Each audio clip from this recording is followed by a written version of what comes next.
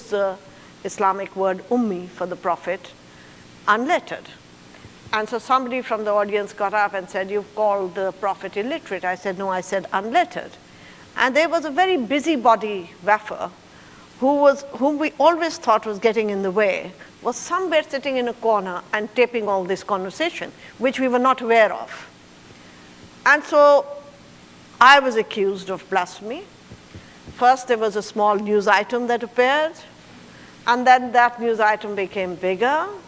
And then one day I was sitting in my house and I saw I heard on Pakistan television that there is some woman who has said something derogatory about the Holy Prophet.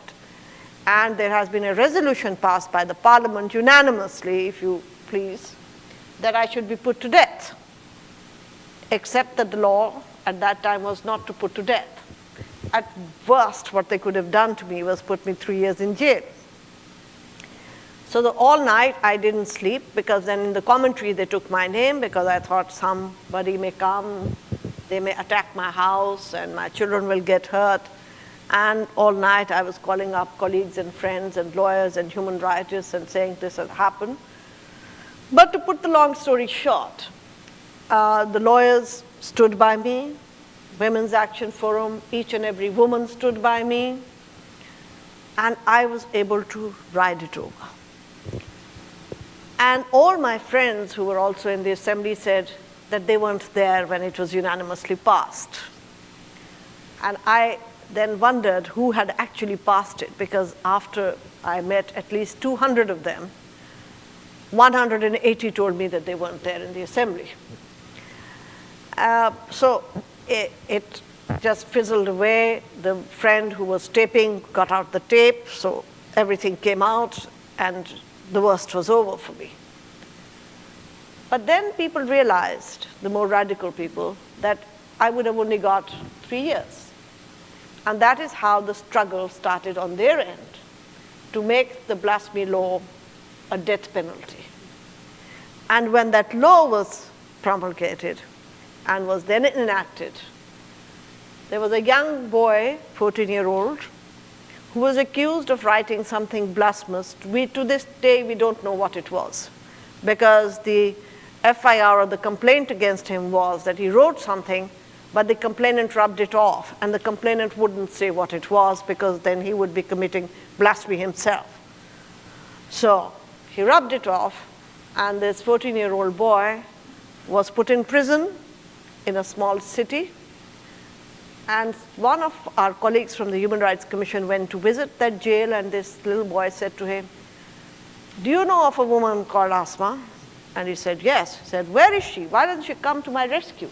Because I'm here because of her. That law was made because of her," the prisoners tell me.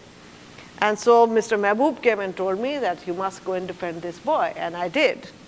First in that small town where I was threatened, and then somehow I got the case transferred to Lahore, and he was given death penalty to start with, because the judge was under threat, and we were, every day when we went to court, there were lots of people sloganeering that we be put to death ourselves, being Muslims, how dare we take a case of a Christian. And what is so ironical, which I always tell the mullah, is that when you get angry with me, you tell me I'm not a Muslim. But when I take a case of a non-Muslim, you tell me I'm a Muslim. So first make up your mind, am I a Muslim or am I not a Muslim, in your vocabulary. So in any case, then we went into appeal, and it was truly a case where there was no evidence, absolutely none. The court very cleverly asked for top 10 lawyers of the country, criminal lawyers, to come and give their opinion. Out of the 10, 8 said there was no case.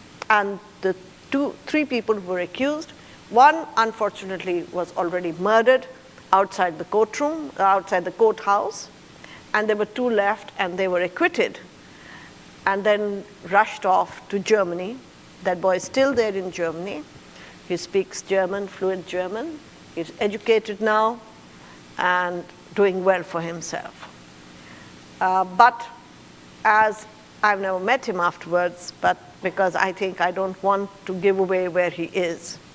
But once or twice that he's spoken to me when I'm in Germany, he says, I still miss the place. And I said, you really miss that place? He said, yes, I do miss it. Because after all, there were lots of people who came to my rescue too. So what I'm saying is that yes, it's a nasty place in some areas, but it has a lot of energy and a lot of warmth as well. The judge did get killed. I was attacked. Salim, I think you were there when people came to our house with